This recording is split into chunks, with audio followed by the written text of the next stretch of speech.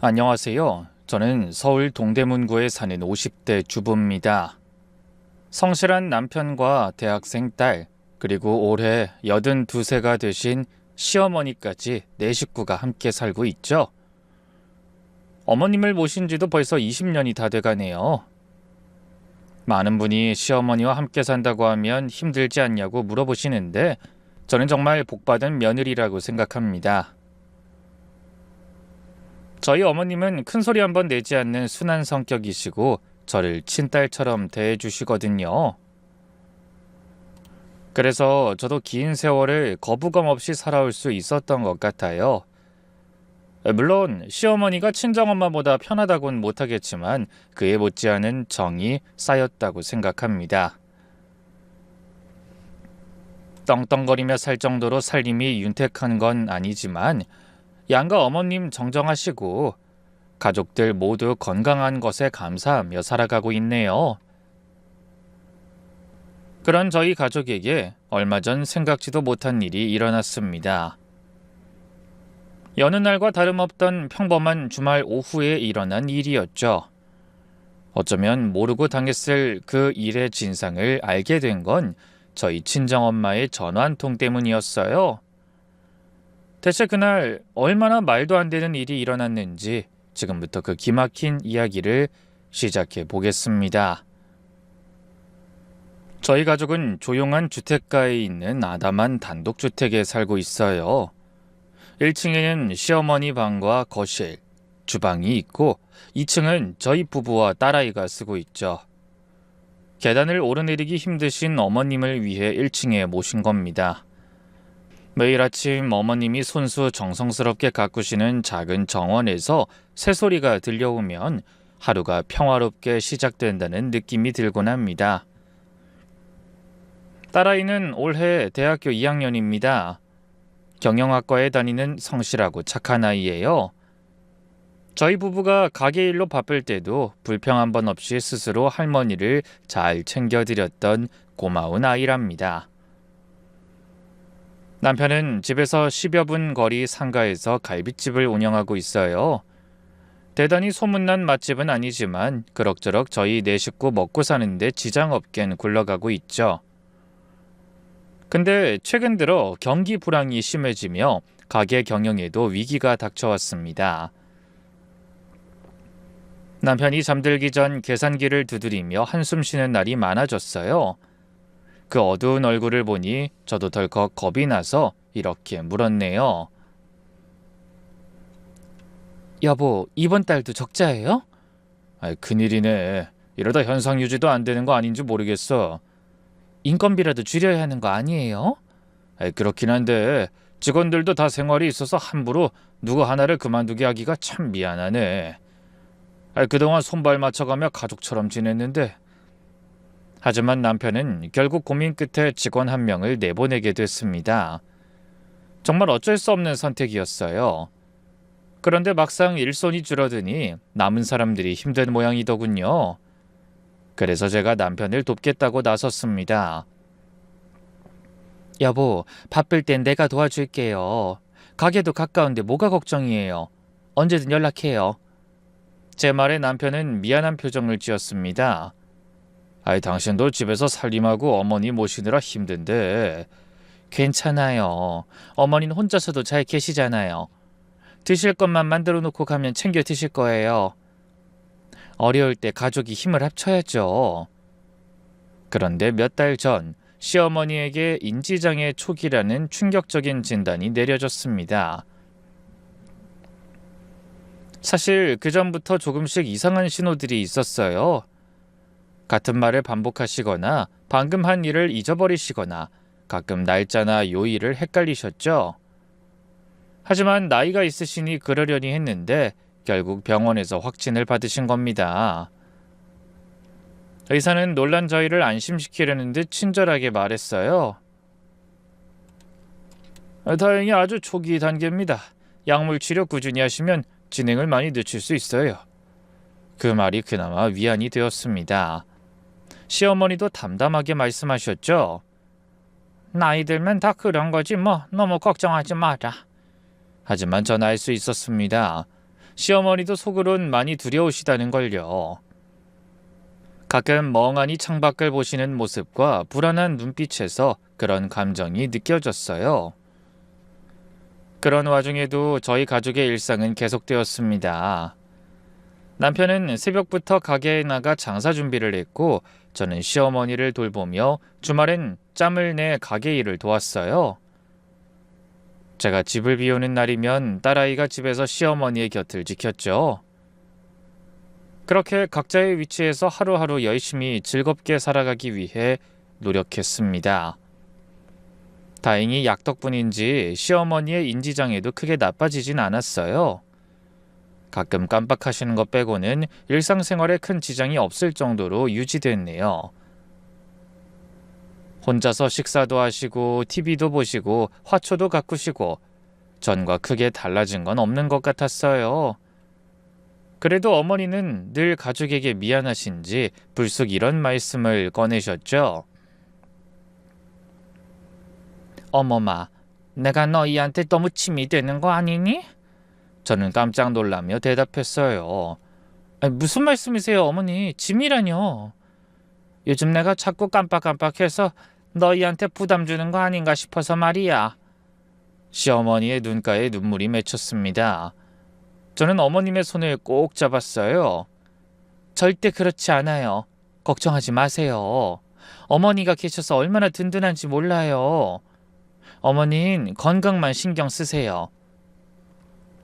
고맙다. 네가 진짜 내 딸 같구나. 그 말씀에 저도 울컥했습니다. 20년을 부대끼며 살았더니 저도 시어머니와 정이 흠뻑 들었거든요. 그래도 병의 진행이 아예 멈춘 것은 아닌지 최근엔 시어머님이 자꾸 해외에 있는 시누이를 찾으시는 일이 잦아졌습니다. 하루에도 몇 번씩 같은 질문을 하셨죠. 어머마, 수진이한테 연락 온 거 없니? 수진인 잘 지내고 있겠지? 베트남이 여기서 얼마나 머니? 전 그때마다 같은 대답을 반복했습니다. 지치지도 않고 짜증내지도 않고 늘 차분하게 대답해 드렸어요. 그게 제가 해야 할 도리라고 생각했으니까요. 가게 일도 점점 힘들어졌습니다.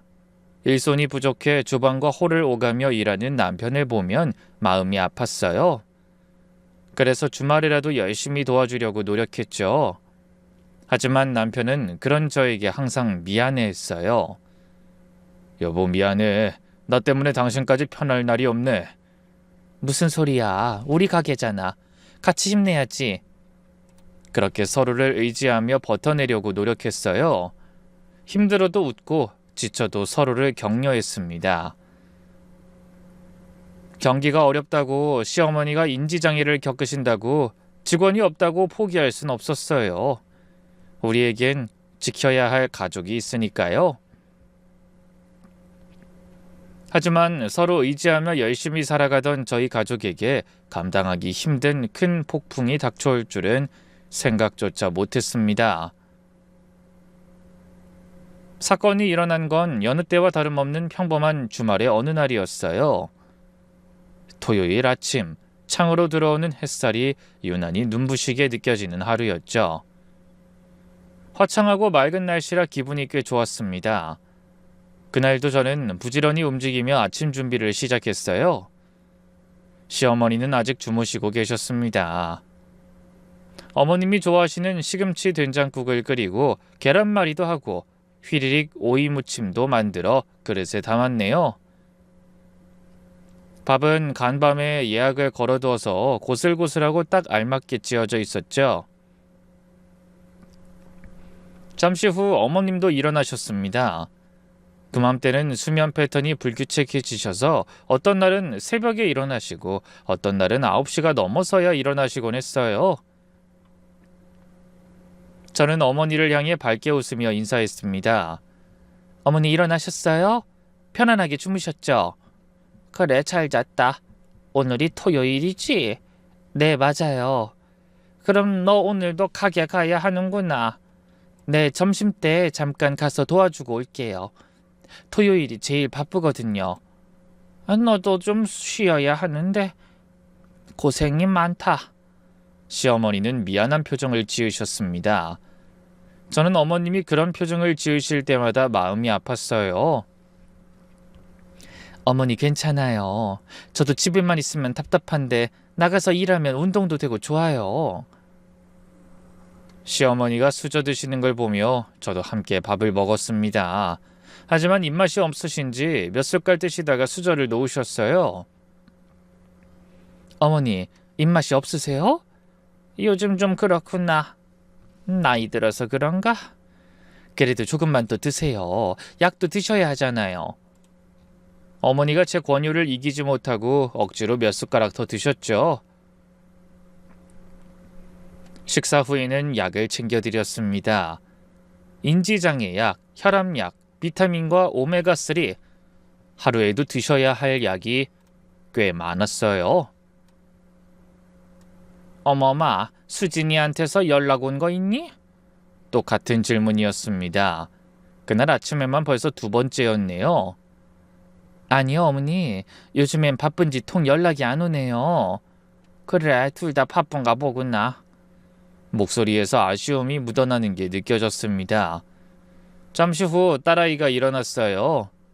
주말에는 여유 있게 자라고 일부러 깨우지 않았는데 일찍 일어났더라고요. 시험 기간이라더니 공부할 게 많은 모양이었어요. 엄마, 저 오늘은 도서관에 가야 할 것 같아요. 시험 공부도 해야 하고 조별 발표도 있어서 애들이랑 만나기로 했거든요.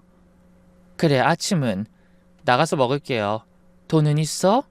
응, 있어. 할머니, 다녀올게요. 그래, 조심해서 다녀와라. 딸아이가 나간 후 저는 집안 청소를 시작했습니다. 시어머니는 거실에서 TV를 보고 계셨어요. 요즘은 주로 아침 뉴스를 보시다가 드라마 재방송을 보시곤 했습니다. 그런데 10시가 좀 넘자 남편에게서 전화가 왔어요. 여보, 오늘은 좀 일찍 와줄 수 있어? 벌써 손님이 몇 팀 오셔서. 근데 방금 애가 시험 공부한다고 일찍 나갔는데 어머니 혼자 너무 오래 계실까봐 걱정이네. 대신 저녁에 좀 일찍 들어가. 오후에 비 소식이 있어서 외식 손님이 많이 없을 것 같거든. 그래요? 알았어요. 준비하고 나갈게요. 저는 외출 준비를 하고 시어머니 점심 식사를 미리 준비해 드렸습니다. 냉장고에서 반찬을 꺼내 그릇에 담아 덮어놓고 국은 데우기만 하면 되도록 가스레인지 위에 올려놨어요. 그리고 거실에 계신 어머님께 말씀드렸죠. 어머니, 저 아범이 도와달라고 해서 가게 다녀올게요. 점심은 식탁에 차려놓은 거 드세요. 국은 불만 켜서 데우시면 돼요. 그래, 알았다. 조심해서 다녀와라. 네, 필요하신 거 있으면 전화하세요. 그래, 걱정하지 말고 어서 가봐라. 저는 시어머니가 TV 앞에 편안하게 앉아 계시는 걸 확인하고 현관으로 갔습니다. 문을 닫으면서도 뒤돌아봤어요. 혹시나 하는 마음에서였죠. 하지만 어머님은 평온하게 TV를 보고 계셨습니다. 그래서 안심하고 집을 나섰죠. 11시가 가까워 가게에 도착하니 벌써 손님이 3테이블이나 있었어요. 남편이 저를 무척 반기더군요. 빨리 와줘서 고마워. 저기 3번 테이블 주문 좀 받아줄래? 남편이 수치를 나르며 말했습니다. 저는 급히 앞치마를 두르고 주문 받으러 갔어요. 안녕하세요. 주문 도와드릴까요? 돼지갈비 3인분이랑 된장찌개 하나 주세요. 소주도 한 병이요. 네, 감사합니다. 맛있게 준비해 드릴게요. 주문받고 주방에 전달한 뒤 다른 테이블 손님들에게 물과 반찬을 가져다 드렸습니다. 토요일 점심시간이 그렇게 시작됐어요. 12시가 가까워지자 손님들이 몰려들기 시작했습니다. 가족 단위 손님들이 많았는데 아이들까지 있으면 더 정신없었죠. 유아용 의자를 가져다 주고 앞치마를 챙겨주고 가위로 고기를 잘라주며 바쁘게 움직였어요.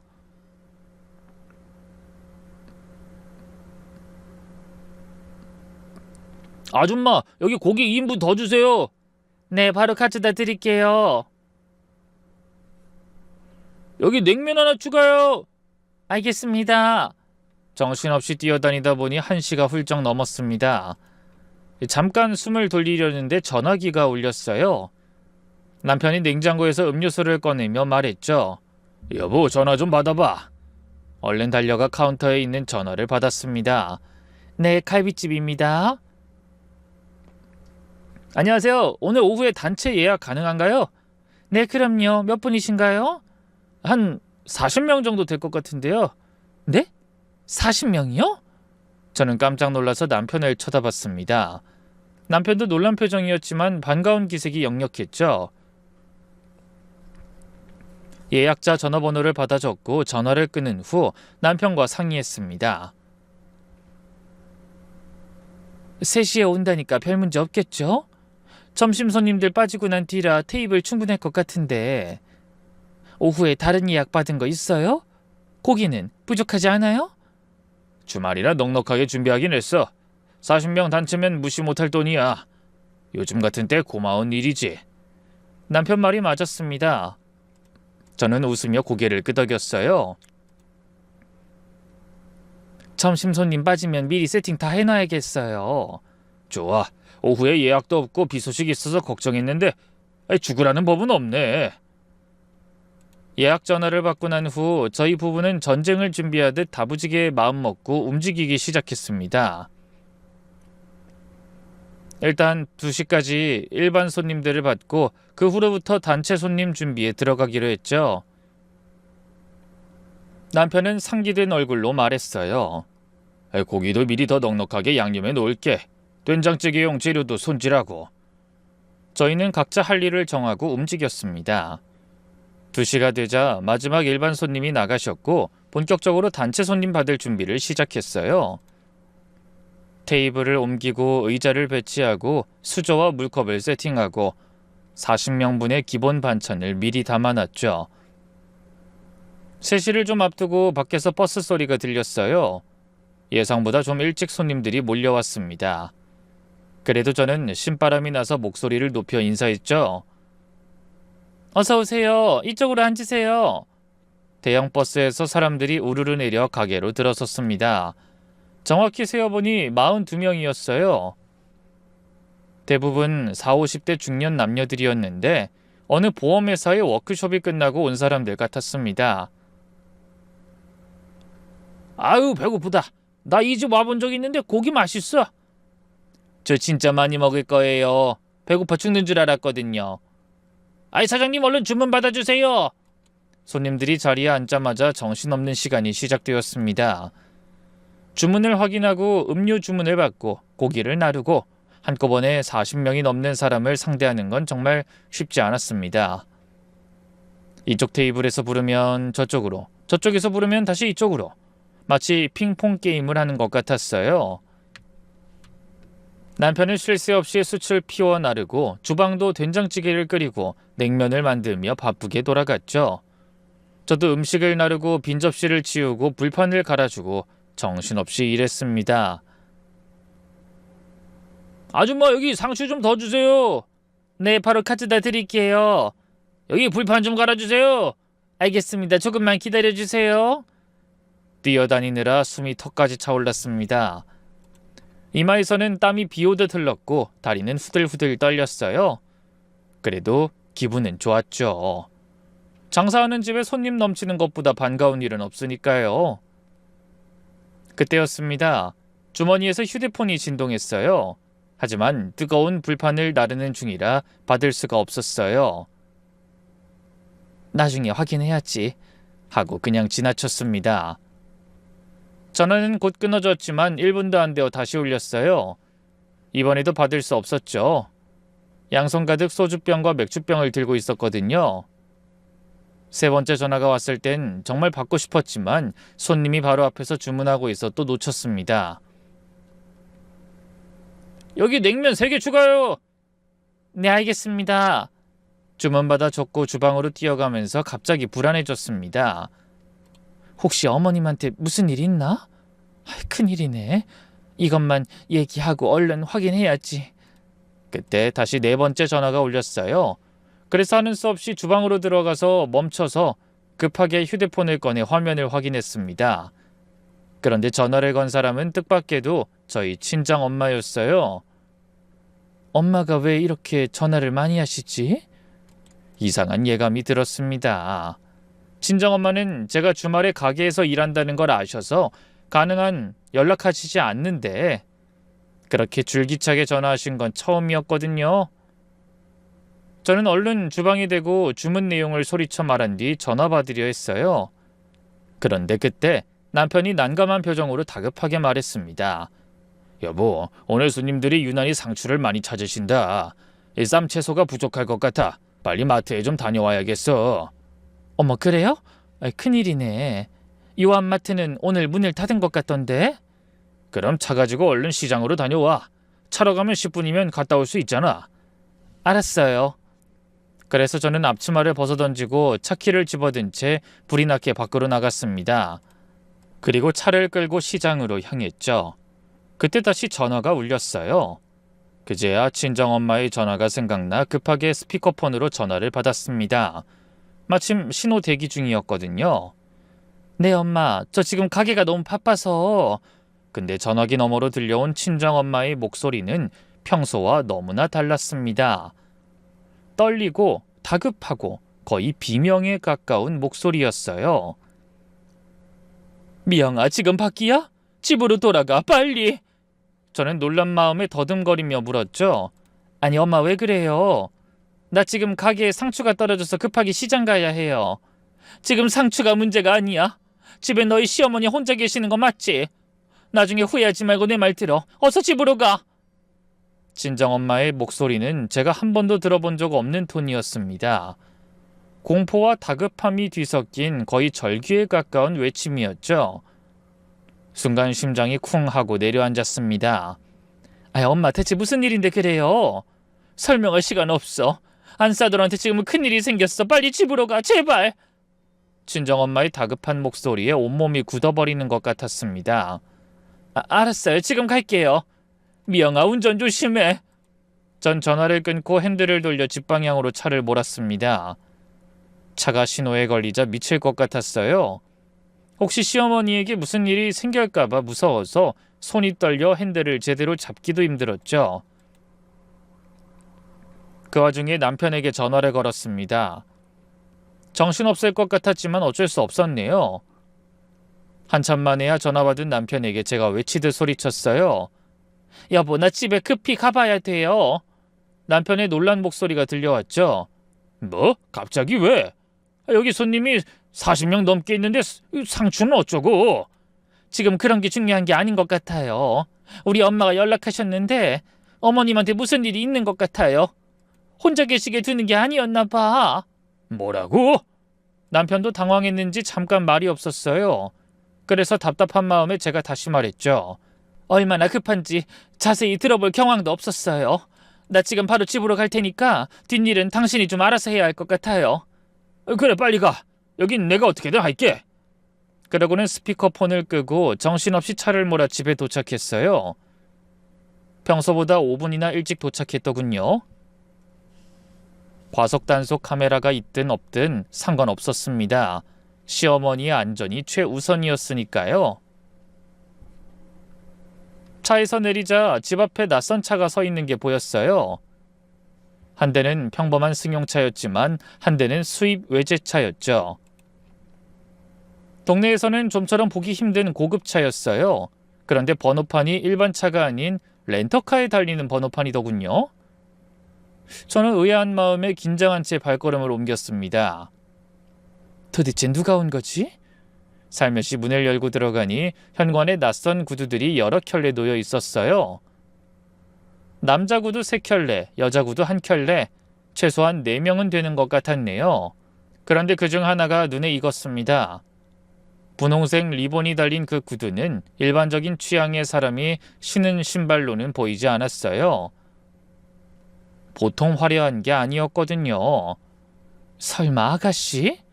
심장이 쿵쿵 뛰기 시작했습니다. 평소 심하다 싶게 분홍색과 튀는 차림을 즐기는 시누이나 신을 법한 신발이었죠. 아가씨는 베트남에 있어야 하는데 설마 저런 신발을 좋아하는 사람이 또 있나? 이상한 생각이 들더군요. 그 순간 거실에서 여러 명이 떠드는 소리가 들렸습니다. 저는 발소리를 죽이고 소리가 나는 쪽으로 다가가다 화들짝 놀랐어요. 분명 베트남에 있어야 할 시누이의 목소리가 들렸거든요.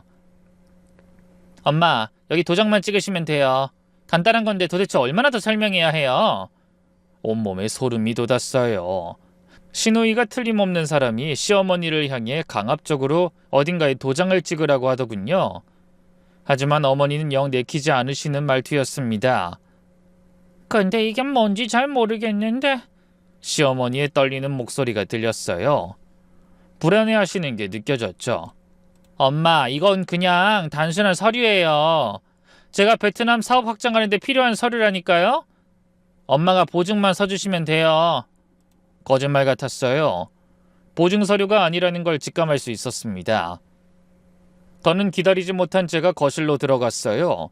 그 순간 눈앞에 충격적인 광경이 펼쳐졌습니다.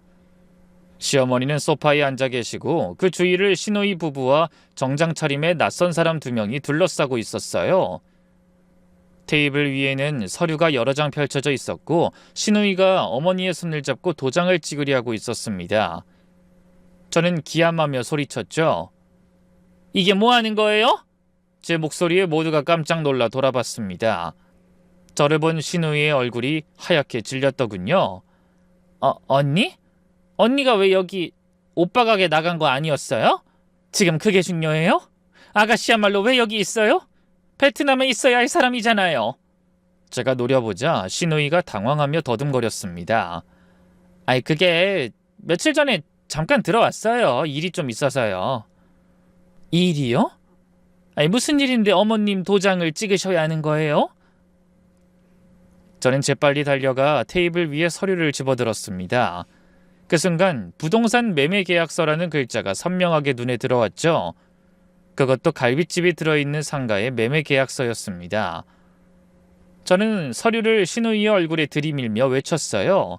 이게 뭐예요? 설명해 보세요. 시누이가 서류를 빼앗으려 했지만 얼른 피했어요. 그건 그냥... 그때 옆에 있던 정장 차림의 남자가 나섰습니다. 지금 부동산 매매 계약 진행하는 중이었습니다만. 매매라뇨? 저희가 이 상가에서 멀쩡히 장사하고 있는데? 네? 아니, 그 세입자는 당연히 나갈 거라고... 저는 흥분해서 시누이를 향해 물었어요. 아가씨가 말해봐요. 이게 어떻게 된 거예요? 우리가 장사하는 상가를 왜 팔아요? 우린 어쩌라고? 이게 그런 계약인지 어머니가 제대로 아시고 도장 찍으시는 거예요? 제 말에 시어머니가 혼란스러운 표정으로 물으셨어요. 어머마, 그게 무슨 소리냐? 수진이가 베트남에서 장사가 안 된다고 대출받아야 한다면서 도와달라고 했는데 상가를 팔다니? 그제야 상황을 이해하게 됐어요. 시누이 부부는 베트남에서 몰래 귀국해 시어머니를 속이고 마음대로 어머니의 재산을 팔아버리려고 했던 거예요. 저는 어이가 없어서 한숨을 내뱉으며 말했죠. 어머니, 이거 저희 가게 파는 계약서예요. 아시고 계셨어요? 시어머니는 깜짝 놀라셨습니다. 그렇지. 아무래도 이상하더라. 보증서류라고 했는데 매매 계약서라고 쓰여있는 것 같았어. 눈이 침침해서 잘 안 보였지만 내가 아무리 물어도 잘못 본 거라고 하고. 시누이가 거짓말로 시어머니를 속이고 있었던 거예요. 제가 나타나자 부동산 중개인은 아무것도 몰랐던 것처럼 굴더군요. 하지만 뻔한 거짓말이었어요. 시누이가 어머님에게 계속 보증서류라고 거짓말하는 걸 보고 있었으면서도 몰랐다니. 분명 중개수수료 때문에 잘못된 계약임을 알고도 진행하려는 것 같았죠. 다른 남자는 매수인인 것 같은데 그 사람도 수상한 계약에 동조한 게 이상했어요. 그런데 계약 서류를 살펴보고 이해가 되더군요. 정상적인 시세보다 훨씬 싼 가격으로 금매 처리가 이루어지고 있었거든요. 주변 상가 시세보다 20%나 저렴하게 계약서를 썼더라고요.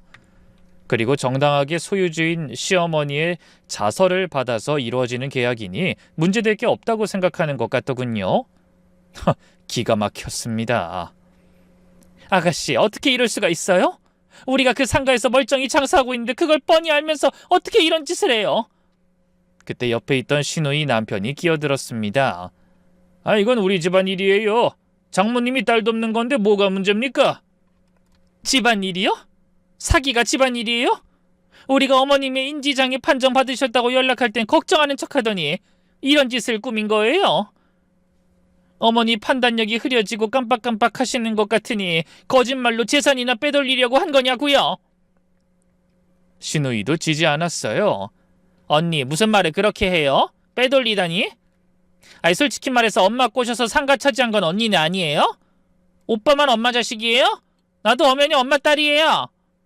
그 상가에 대한 권리가 있다고요.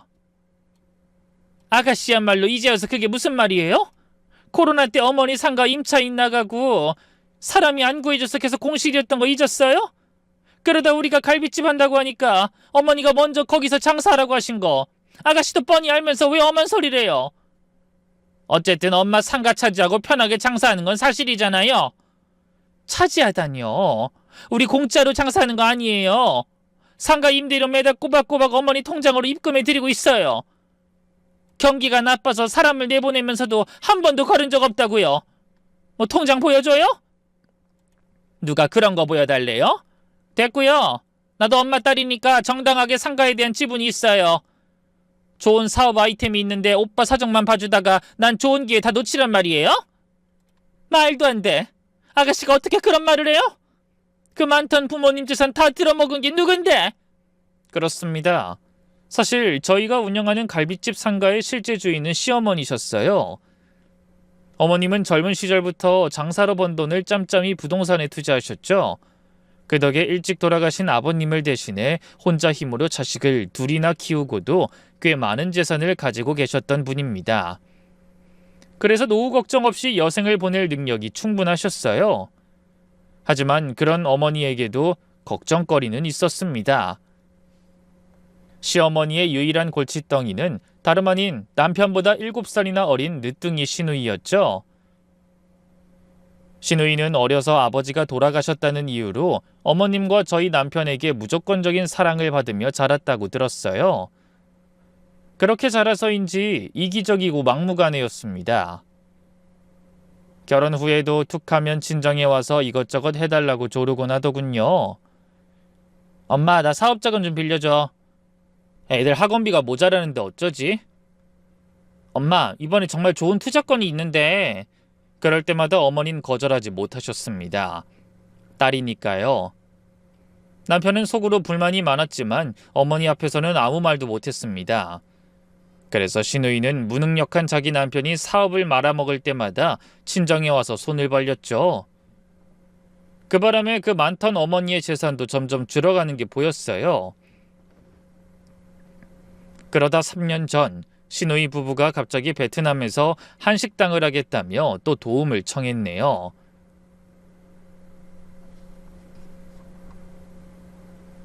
엄마, 베트남은 지금 한류 열풍이 대단해. 거기서 한식당 하면 대박 날 거야.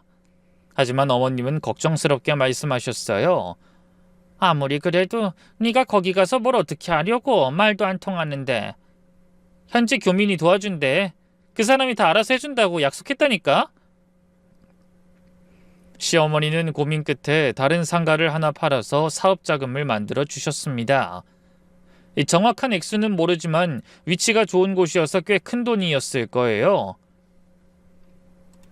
어머님은 그때 신우이를 향해 못 박듯이 말씀하셨죠. 이번이 마지막이다. 이 돈으로 성공 못하면 다시는 돈 타러 오지 말아라. 시어머니의 단호한 말씀에 신우이는 눈물까지 흘리며 약속했습니다. 엄마 정말 고마워요. 이번엔 꼭 성공해서 엄마 호강시켜 드릴게. 이제 내 걱정 그만하셔도 돼요. 그렇게 신우이 부부는 베트남으로 떠났습니다. 처음 1년 정도는 자주 연락이 왔어요.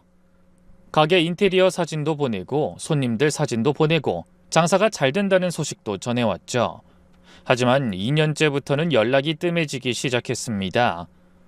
명절 때나 어머니 생신 때 안부 전화 정도만 오더군요. 시어머니는 딸 생각에 가끔 전화하시곤 했지만 통화 시간은 길지 않았습니다. 옆에서 들어보면 대충 이런 식이었어요.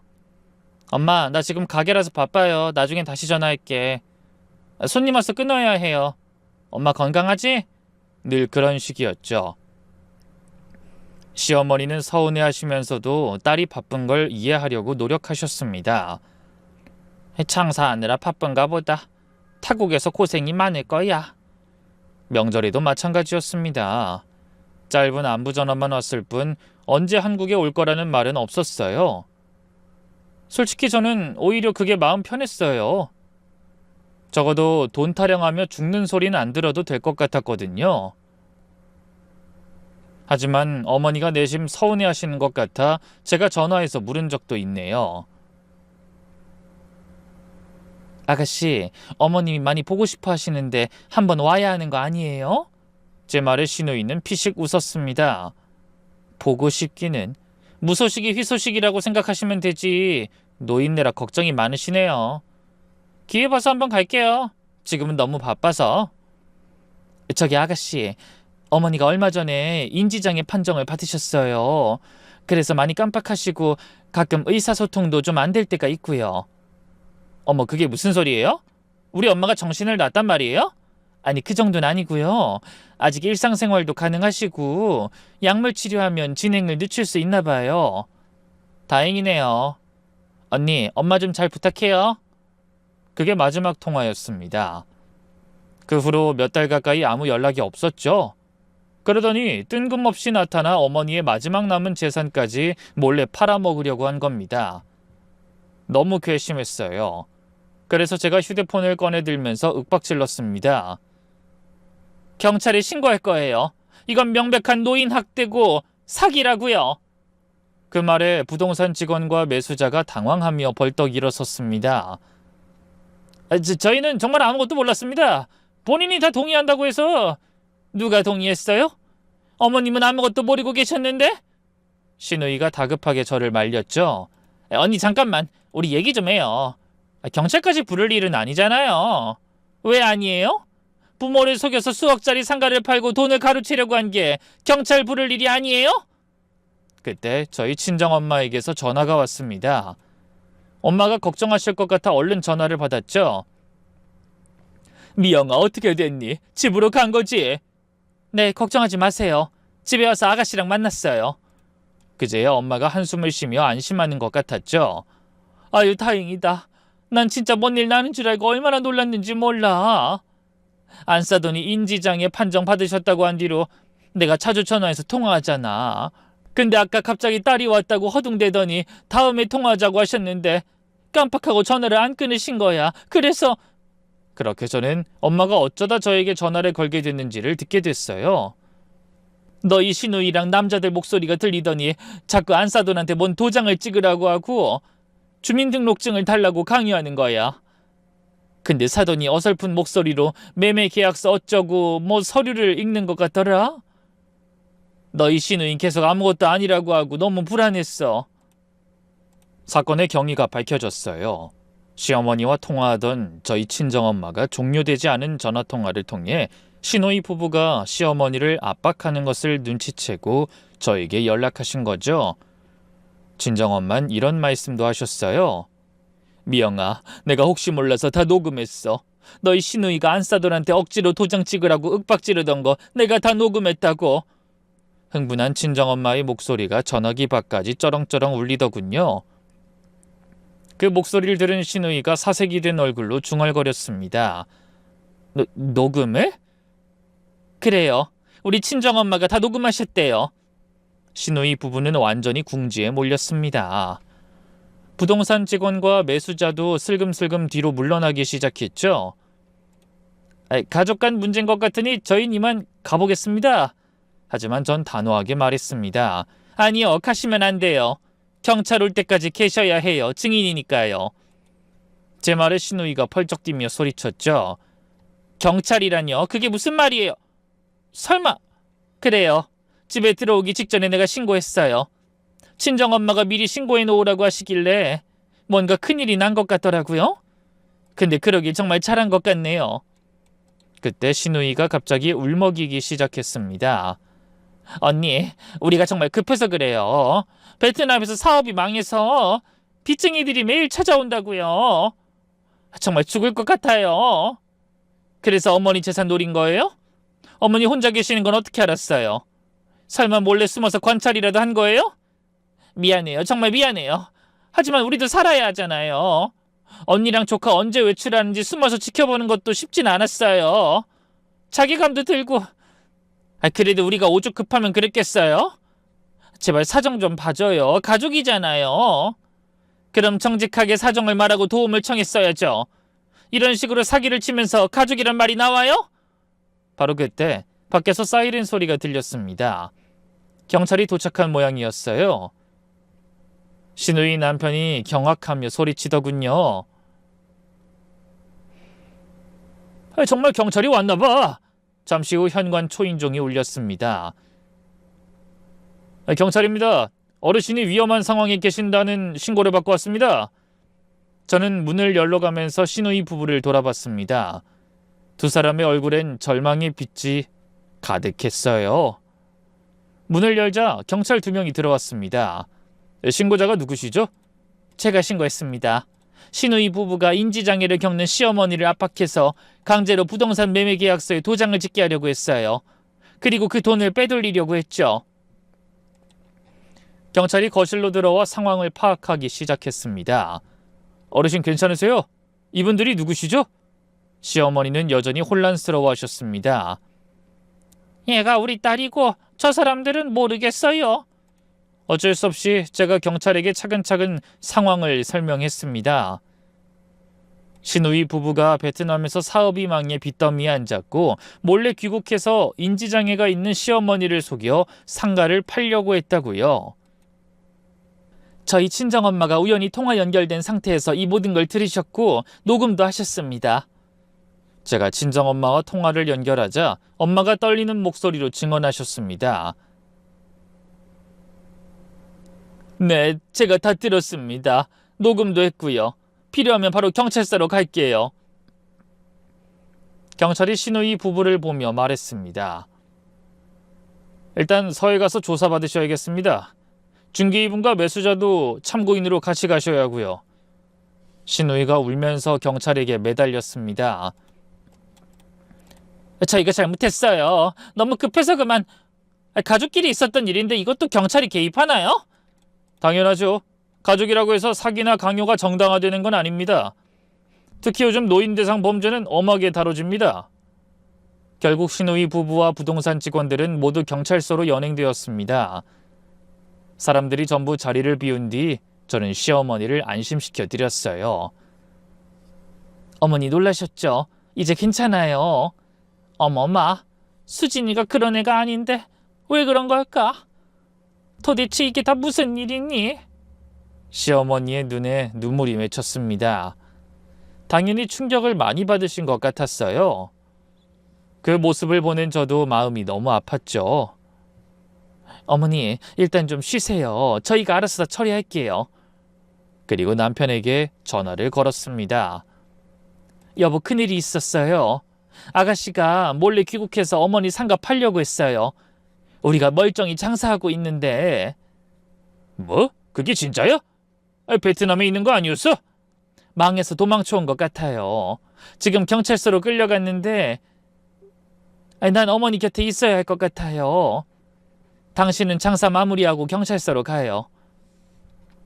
전화를 끊고 시어머니 곁에 앉았습니다. 어머니는 여전히 충격에서 벗어나지 못하신 것 같았어요. 저는 한숨을 쉬며 친정엄마에게 다시 전화를 걸었습니다. 엄마, 정말 고마워요. 엄마 아니었으면 큰일 날 뻔했어요. 다행이다. 정말 다행이야. 우연히 전화했다가 그런 일을 듣게 됐다니 하늘이 도운 거야. 정말 그랬습니다. 친정엄마가 마침 그 시간에 전화하지 않았다면, 그리고 시어머니가 실수로 전화를 안 끄는 일이 없었다면 저희 가족은 하루아침에 생계의 터전을 잃을 뻔했죠. 그날 저녁 남편이 집에 돌아왔을 때 저희는 긴 대화를 나눴습니다. 장모님 덕분에 큰일을 피했네. 앞으로 어머니 혼자 두면 안 되겠어.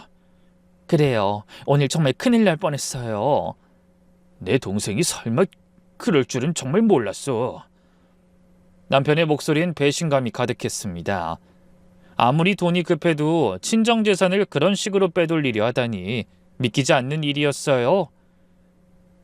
시어머니는 그날 밤 잠을 이루지 못하고 계속 중얼거리셨습니다. 저는 걱정스러운 마음으로 밤새 그 곁을 지켰어요. 다음 날 아침 경찰서에서 연락이 왔습니다. 시누이 부부가 죄를 인정하지 않고 버티고 있다고 하더군요. 그래서 결국 친정엄마가 오셔서 시어머니 곁을 지켜주시고 제가 경찰서로 가게 됐어요. 그리고 저희 친정엄마가 녹음하신 파일을 제출했죠. 바로 그게 결정적 증거가 되었습니다. 엄마, 여기 도장만 찍어주면 우리 베트남 가서 크게 사업 한 번 더 할 수 있어요. 장모님, 이 사람도 장모님 딸이잖아요. 같이 산다고 너무 아들만 챙기지 마시고 저희도 좀 챙겨주세요. 저희가 이번에 일만 잘 되면 베트남에 으리으리한 저택 지어서 모셔갈게요. 엄마 빨리 좀 찍어요. 언니 오기 전에 빨리 끝내야 한다고요. 아니 뭐가 그렇게 미덥지 않아요? 엄마 딸 못 믿어? 자꾸 이러면 나 다시는 엄마 보러 안 올 거야. 앞으로 딸 자식 안 보고 싶어요? 녹음 파일엔 이런 대화들이 고스란히 담겨 있었습니다. 특히 시누이가 자기 남편에게 속삭이듯 하는 말에는 말문이 막혔어요. 엄마 인지장애라잖아. 뭐 말이 그렇지 치매 초기랑 똑같은 거 아니야? 어차피 깜빡깜빡 하시니까 설명할 필요도 없어. 시어머니의 인지장애를 알고도 악용했다는 게 명백히 드러났죠. 경찰서로 연행된 직후부터 계속 발뺌만 하던 시누이 부부도 결국 죄를 인정하고 모든 사실을 자백할 수밖에 없었습니다. 실상은 이랬어요. 베트남에서 한 식당을 과하게 확장하려고 여기저기 빚을 내고 무리하다가 완전히 망했더군요. 그래서 어머니한테 가져간 돈을 건지기는커녕 현지에서 빌린 돈도 갚지 못했다네요. 채권자들에게 쫓기다가 야반도주하듯 귀국해 숨어 지냈던 거죠. 경찰서에서 조사받던 시누이가 울먹이며 이런 말을 하는 걸 들었습니다. 빚이 5억이 넘었어요. 베트남 현지 사채업자들한테 빌린 돈도 있고 매일 협박 전화가 와서 괴롭히는 바람에 도저히 견딜 수가 없었어요. 시누이는 경찰 앞에서 눈물을 펑펑 쏟으며 대성통곡했어요. 누가 보면 피해자인 줄 알겠더라고요. 아무리 시누이에게 절박한 사정이 있었다고 해도 그게 시어머니를 속여도 되는 이유는 아니었죠. 더 충격적인 사실도 밝혀졌습니다. 시누이 부부는 이미 몇 주 전에 귀국해 남편과 제가 없는 시간을 노려 시어머니에게 여러 번 접근을 시도했었다고 하더군요. 시누이는 그런 일을 담담하게 고백했어요. 지난주 목요일에도 갔었어요. 근데 언니가 엄마 옆에 딱 붙어서 시장도 같이 가고 잠시도 혼자 계시지 않아서 실패했죠. 다음 날엔 언니가 병원 간 틈에 들어가려다가 이웃 사람이 먼저 집으로 들어가서 못했고요. 엄마랑 같이 있어달라고 언니가 부탁했던 것 같아요. 그러다 주말에 제가 남편 가게 일을 돕는 걸 알아낸 거죠. 하지만 저희 딸 때문에 접근하지 못하다가 그날은 딸까지 외출한 걸 알아내고 집에 들어온 겁니다. 철저히 계획을 세워 움직였던 거예요. 토요일 오후 남편과 제가 가장 바쁜 시간을 정확히 노렸던 거죠. 심지어 부동산 직원들에게는 시어머니 정신이 오락가락하셔서 금매로 빨리 팔아버리면 아무 일 없을 거라고 설득까지 했다고 하더군요. 경찰 조사 결과 이 사건은 사기죄와 노인복지법상 노인의 학대에 해당했습니다. 특히 인지장애가 있는 노인을 대상으로 한 경제적 착취는 엄중히 처벌된다고 했죠. 검찰에서는 시누이 부부를 기소했고 재판이 시작됐어요. 재판 과정에서 시누이는 계속 울며 선처를 호소했습니다. 정말 죽고 싶을 만큼 급했어요. 베트남에서 빚쟁이들이 아이까지 들먹이며 협박했어요. 하지만 검사는 단호하더군요. 피고인들의 사정이 어려웠다고 하나 그것이 노모의 재산을 편취하려는 행위를 정당화할 수는 없습니다. 특히 가족이라는 신뢰관계를 악용한 점은 죄질이 매우 나쁩니다. 그런데 재판이 진행되는 와중에 시누이 부부가 베트남에서도 사기를 쳤던 정황이 밝혀졌어요. 한국 교민들에게 투자금을 받아 가로챈 혐의로 고소가 들어왔고 베트남 경찰이 이들을 수배 중이라고 했습니다. 결국 두 사람은 베트남에서 저지른 죄도 추가돼 시누이는 징역 3년, 시누이 남편은 징역 2년 6개월을 선고받았어요. 이런 결과에 시어머니는 한동안 말씀을 잃으셨습니다. 내가 자식 교육을 잘못 시켰나 보다. 어머니 잘못 아니에요. 아가씨가 잘못된 선택을 한 거예요. 저는 열심히 위로했지만 시어머니의 상처와 아픔은 쉽게 회복되지 않았습니다. 하지만 그 사건이 저희 가족에게 남긴 것도 많아요. 그 사건 이후로 온 가족이 더 똘똘 뭉치게 됐죠. 딸아이도 할머니에게 더 많이 신경 쓰고 애정을 쏟게 됐고요. 할머니, 제가 앞으로 가능한 집에 있을게요. 공부는 집에서도 할 수 있는데 괜히 도서관에 가서. 아니야, 네 공부에 집중해야 좋은 회사 취직하지. 할민 괜찮아. 아니에요. 저한텐 좋은 회사보다 할머니가 더 중요해요. 무엇보다 큰 변화는 시어머님이 저를 대하는 태도였습니다. 원래 예전에도 저를 많이 의지하셨지만 그 일이 있고 나서는 더 하셨죠. 어느 날 저녁 어머님이 저를 불러 뜻밖의 말씀을 꺼내셨어요. 어머마, 이리 와봐라. 네, 어머니. 제가 설거지를 하다 말고 방으로 들어가자 어머님이 서랍에서 뭔가를 꺼내서 건네주셨습니다. 통장과 도장이었죠. 저는 깜짝 놀라서 물었어요. 이게 뭐예요? 내 전 재산이야. 앞으로 네가 관리해라. 난 이제 믿을 사람이 너밖에 없어. 어머니, 제가 이걸 어떻게... 이제 네가 진짜 내 딸이다. 피를 나눈 딸보다 더 딸 같은 생각이 들어. 이번 일 겪고 나니 확실히 더 그래. 시어머니의 눈에 눈물이 맺혔습니다. 저도 울컥했어요. 어머니, 제가 앞으로 더 잘 모실게요. 정말로요. 그 후로도 저희 가족은 각자의 위치에서 더욱 열심히 매일을 살아갑니다. 남편은 식당 일에 더 열심히 매달렸고 다행히 상황이 조금씩 좋아져 이제는 아르바이트생도 한 명 구할 수 있게 됐죠. 그래서 저도 시어머니의 컨디션 관리에 더 신경 쓸 수 있게 됐습니다. 꾸준한 운동과 약물 치료, 뇌기능 개선을 위한 문제풀이 같은 활동을 도와드린 덕인지 아직 양호한 상태를 잘 유지하고 계십니다. 하지만 가끔 신우이 생각이 떠오르면 한숨을 쉬시는 건 어쩔 수 없네요. 그래도 이젠 많이 안정되셨는지 슬퍼하시기보다는 긍정적으로 생각하려 애쓰고 계십니다. 그 애도 죗값을 치르고 나면 정신 차리겠지. 내가 그거 멀쩡히 사는 모습 보고 죽어야 하는데. 그런 말씀을 하실 때마다 저는 곁에서 조용히 손을 잡아드리죠. 친정엄마와 시어머니도 더 가까워지셨어요. 아가씨의 판결 소식을 듣고 달려온 저희 친정엄마가 시어머니를 위로하자 어머님이 씁쓸하게 웃으며 이렇게 말씀하셨죠. 그때 사돈 아니었으면 정말 큰일 날 뻔했어요. 정말 고마웠어요. 아이고, 별 말씀을요. 우리가 남인가요? 자식을 나눠 가졌는데 이보다 더 끈끈한 사이가 어디 있겠어요. 서로 더 신경 쓰면서 돕고 살아야죠. 두 어머니는 전보다 더 자주 통화도 하시고 가끔 만나서 차도 마실 정도로 돈독한 사이가 되셨습니다. 매주 주말이면 친정엄마가 저희 집에 오셔서 함께 저녁을 드시기도 하죠. 두 분이 나란히 앉아 TV 보시는 모습을 보면 제 마음이 참 흐뭇합니다.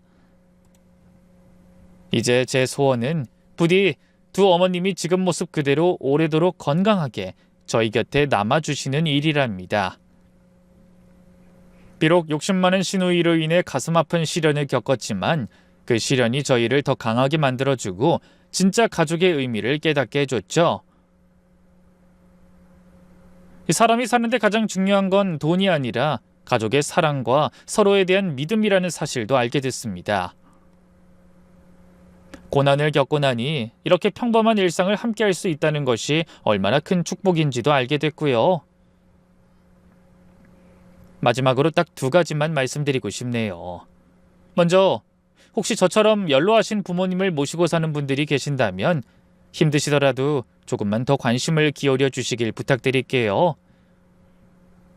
물론 바쁜 요즘 시대에 일하며 부모님 모시는 게 쉬운 일은 아니죠. 하지만 그 진심은 언젠가는 반드시 보답받을 거예요. 만약 같은 집에 모시고 살지 않는 분들이라면 조금이라도 더 자주 찾아뵙고 안부를 여쭤보세요. 특히 혼자 계시는 시간이 많은 분들에게는 더욱 신경 써드려야 합니다. 저희 자식들이 생각하는 것보다 어르신들은 더 외로움을 많이 느끼시는 것 같더라고요. 그리고 때로는 상상하지 못한 위험에도 노출되어 계실 수 있죠. 또 한 가지는 이 가족이란 이름으로 행해지는 모든 일이 정당화될 수는 없다는 것을 기억하셨으면 좋겠다는 거예요. 진정한 가족은 서로를 이용하는 게 아니라 서로를 지켜주는 관계이고, 부모라고 항상 자식을 다 이해하고 용서할 거라는 생각도 버려야 합니다. 저희 시누이 부부는 바로 이런 중요한 점을 간과한 탓에 너무 큰 대가를 치르게 됐으니까요. 그럼 사연을 함께 해주신 모든 가정에 평화와 행복이 가득하시길 바라며 저는 이만 인사드릴게요. 긴 사연에 함께 해주신 모든 분 감사합니다.